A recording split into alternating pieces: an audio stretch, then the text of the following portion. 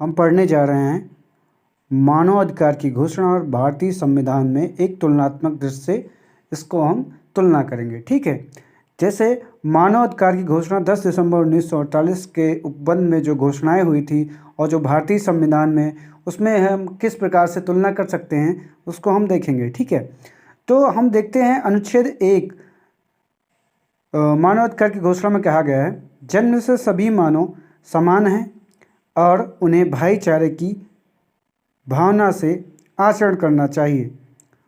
तो भारतीय संविधान में कहा गया है, उद्देश्य में स्थिति तथा अवसरों की समता स्वीकार की गई है। संविधान व्यक्ति की गरिमा सुनिश्चित करने वाली बंधुता का उन्नयन करना चाहता है। अनुच्छेद 51 का में समरसता और भ्रातृत्व की भावना पर बल दिया गया है।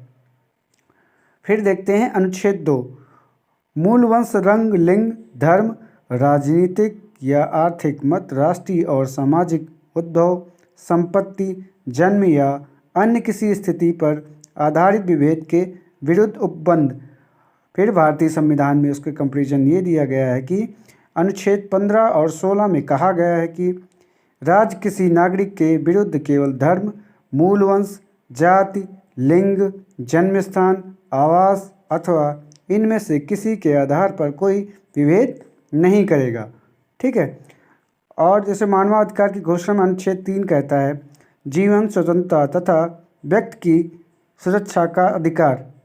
तो भारतीय संविधान में इससे कंपेरिजन किया गया है, किसी व्यक्ति को अपने प्राण अथवा दैहिक स्वाधीनता से विधि द्वारा स्थापित प्रक्रिया को छोड़कर अन्य प्रकार से वंचित नहीं किया जाएगा। फिर अनुच्छेद 4 कहता है मानवाधिकार में, दासता और अधिसेविता से मुक्ति तथा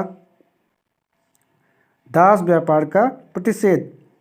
तो भारतीय संविधान में इसके कंपेरिजन में बोला गया है या लिखा गया है, अनुच्छेद 17 और 23 द्वारा अस्पृश्यता और मानव के पर्ण तथा बलाश्रम का अंत। और अनुच्छेद 5 जहाँ मानवाधिकार ये कहता है, यंत्रणा, निर्दय, अमानवीय और अपमानजनक व्यवहार तथा दंड की मुक्ति। वहीं उद्देश्य में बताया गया है भारतीय संविधान में, उद्देश्य में व्यक्ति की गरिमा को ऊंचा स्थान दिया गया है तथा अनुच्छेद 21 में दी गई जीवन